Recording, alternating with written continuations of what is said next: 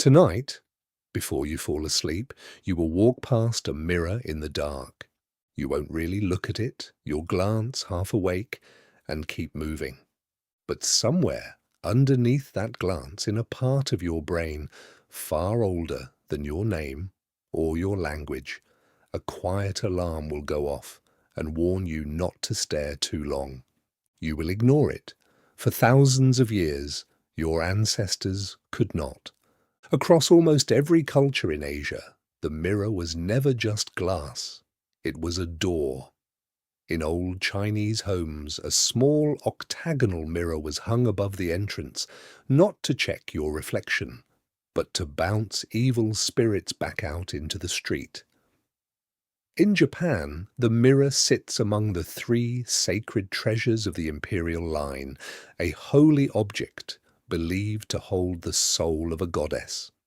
In Korea, young women were warned never to look into a mirror by candlelight at midnight, because at that hour the glass might show them something that was not their own face.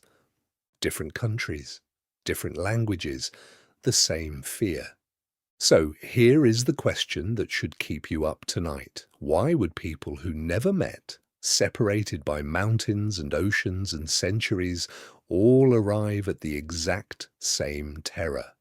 Why did so many of them cover their mirrors when someone in the house died? And why, when you walk past your own mirror in a dark hallway, does a small part of you still feel watched? The easy answer is superstition. Ignorant people, frightened of the unknown, inventing ghosts to explain the night. But the real answer is far stranger. Because your ancestors were not imagining things, they were seeing something genuinely there.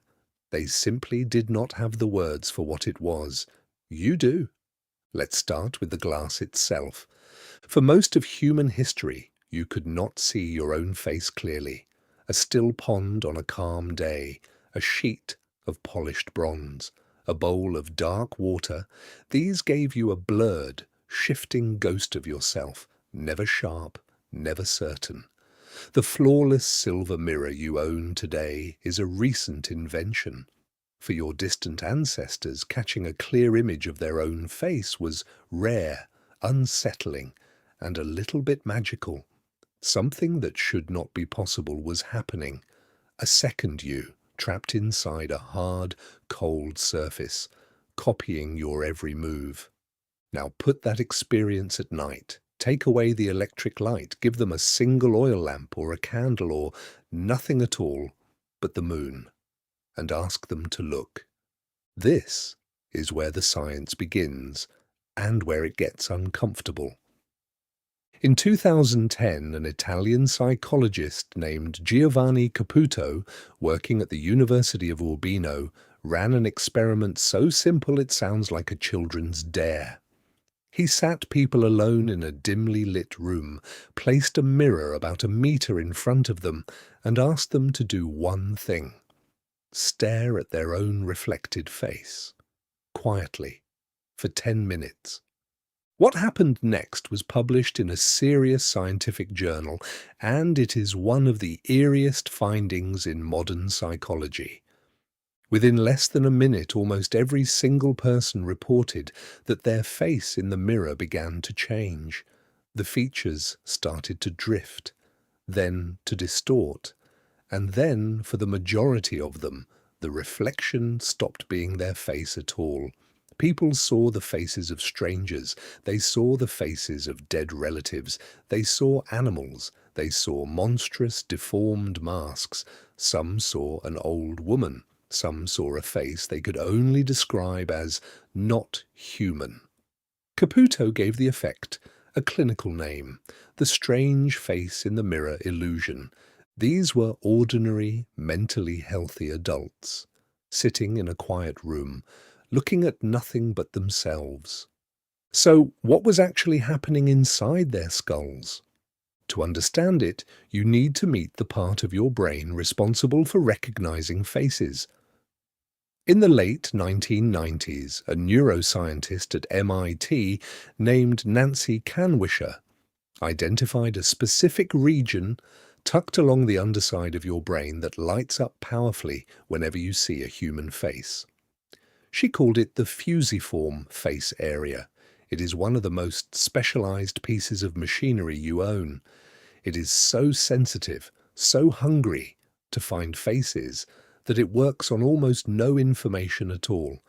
That is why you see a face in the front of a car, in a power outlet, in the cracks of your ceiling, in the dark shape of a coat hanging on a door. Your brain would rather invent a face that isn't there than risk missing one that is. For a hunted, vulnerable animal living in a dangerous world, that trade was worth it. 1,000 false alarms are a fair price for catching the one real predator hiding in the leaves. The scientist Kang Lee at the University of Toronto spent years studying exactly this reflex. He calls it face pareidolia, the tendency to perceive faces in random, meaningless patterns. His research showed something remarkable. You don't just imagine these faces vaguely. Your brain processes them using the same circuitry it uses for real faces, and it even tries to read their emotions. It decides whether the face in the wallpaper looks angry or sad, or watching you. Now bring all of this together and stand once more in front of Caputo's mirror in the dark. In dim light, your eyes lose detail. Your visual system, starved of clear information, starts to fill in the gaps with guesses. At the same time, when you fix your gaze on one unchanging point, your perception begins to fade and warp, an old quirk of the nervous system called neural adaptation. The features of your own face soften, smear, and come loose. And into that loosening rushes your face detector, the fusiform face area, doing the only thing it knows how to do, building a face out of the chaos. Except the face it builds is no longer quite yours.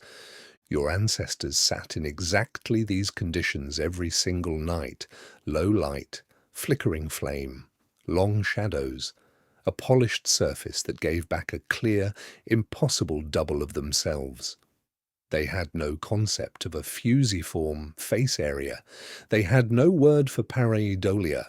So when the reflection shifted, when the eyes seemed to move on their own, when a stranger's features bled through their own, they did not think, "My visual cortex is adapting to low luminance."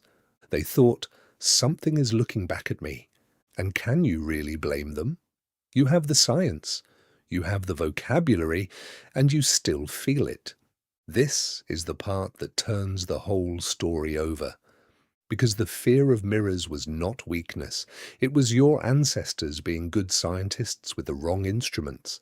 They observed a real, repeatable phenomenon. Stare into a mirror at night, and a face that is not your own will appear. That observation was correct. It happened to everyone. It still happens to you. What they got wrong was not the observation, it was the explanation. They reached for the only model of the world they had, a world full of spirits, souls, and unseen watchers. And so the mirror became a door, and the face became a ghost. Look at how precisely their rituals match the science, even though they could not possibly have known why. They feared mirrors most at night, when low light makes the illusion strongest. They feared them most when alone, when there was no second person to break the spell and confirm reality. Across China and Vietnam and beyond, when a loved one died, families rushed to cover every mirror in the house, often with cloth, often for days. The reason they gave was that the soul of the dead, confused and grieving, might become trapped in the glass, or might pull the soul of the living through it. But think about who is most likely to sit alone in dim candlelight, staring exhausted into a mirror, aching to see a face that is gone. The bereaved, the grieving, The very people whose minds, frayed by loss and sleeplessness, are most primed to conjure a face out of nothing. Cover the mirrors, and you protect the grieving from meeting their own dead in the glass. They could not name the mechanism, but they named the danger perfectly. And they built a ritual that worked. There is one more layer, and it reaches even deeper. Caputo later ran a version of his experiment with two people sitting in low light, staring not into a mirror, but into each other's faces. The same thing happened. Within minutes, each person watched the other's face morph into monsters, relatives, strangers, the dead. So the glass was never the source of the haunting. The mirror only ever did one thing. It turned your own face into the stranger you stared at. The ghost in the mirror was always wearing your features, because it was always being built by your brain, out of your face, in the dark. Your ancestors were not haunted by the dead. They were haunted by the hidden machinery of being alive. So, what does any of this have to do with you scrolling on a bright screen in a well-lit room? Centuries past all of that fear. More than you think. You carry mirrors now in a way no human in history ever has. The glossy black rectangle in your pocket throws your reflection back at you 100 times a day. The front-facing camera shows you a version of your own face, slightly wrong, slightly delayed, and your brain quietly flinches at it the same way it flinched at candlelit bronze. You feel watched in empty rooms. You catch movement in the dark hallway, and your heart jumps before your reason catches up. That jump is not a flaw. It is the same ancient alarm that kept a fragile primate alive long enough to become you. The fusiform face area has not relaxed. The night has not gotten less dark to the oldest parts of your mind. The only thing that has changed is the story you tell about the feeling. Your ancestors looked into the dark glass and saw spirits. You look into it and, if you are honest, you still feel that flicker of being seen. The difference is that you finally hold the explanation they spent thousands of years reaching for. The watcher in the mirror is real. It has always been real.